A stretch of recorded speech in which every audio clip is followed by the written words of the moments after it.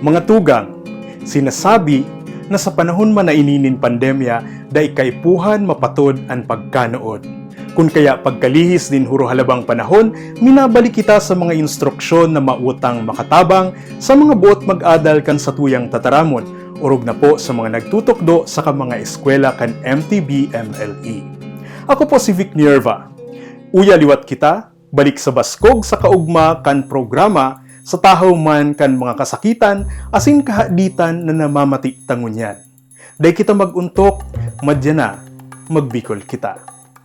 Sa kabtang na ini, pag-urulayan taan haluy ng request kan mga subscribers asin followers kan magbikol kita.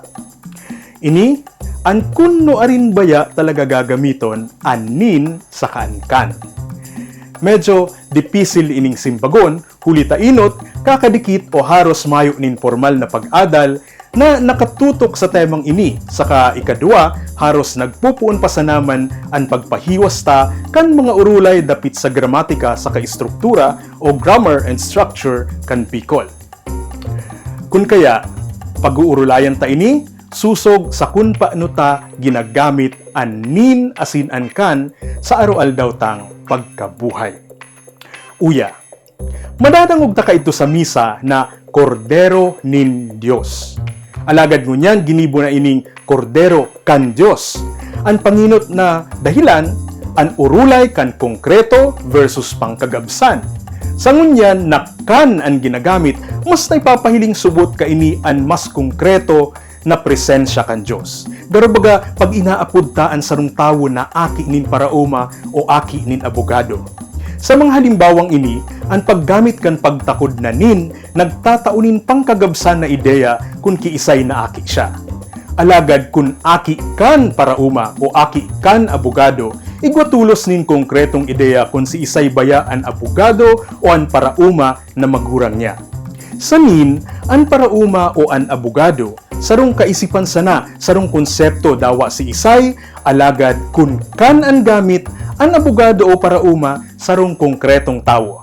Individual, igwa siya nin pagkatawo, igwang ngaran, istaran, trabaho, asin iba pang nagtataunin kalinawan sa kun ano o si isay siya. Ang ikaduang halimbawa kan paggamit kan mga pantakod na nin sa kakan, tibaad mas madaling masabutan. Nakasusog ini sa yauna o nahihiling versus mayo o dai nahihiling. I-demonstrate ta. Pwede, pasubli daw kang ballpen. Pwede, pasubli daw nin ballpen. Tibaad, malinaw man po ano. Ginagamit anin kung ang pinag-uulayan hinuhuna ta sa nanayaon alagad daita man talaga nahihiling. Igwa sa nakita ninhuna-huna na igwa o yaon iyan sa satuyang kaulay. Ginagamit man an kan kung aram ta na malinaw, nahihiling, da isa na hinuhuna na yaon sa kaulay taan bagay na satuyang pinag-uulayan o hinahanap. Iyan, duwasan na po na ta medyo dipisil ang kalaban, medyo kaipuhan nguyaon nin haluy-haluy, tanganing urog tapang masabutan. Patanid, sigurado po na igwa ini pirmi nin mga exceptions to the rules.